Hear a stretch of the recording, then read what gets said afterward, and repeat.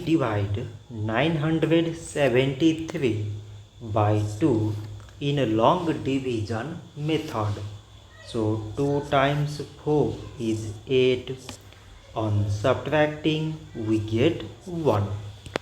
So now we put down this 7 and it is 17.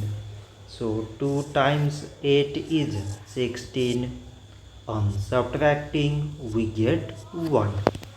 So again we put down this 3 and it is 13.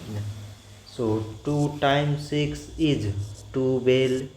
On subtracting we get 1. So now there is no other number to put it down. So we take here decimal so that we put 0. So it is 10 and 2 times 5 is 10. On subtracting we get 0. So 973 divided by 2 is 486 decimal 5. So this much for today and thanks for watching.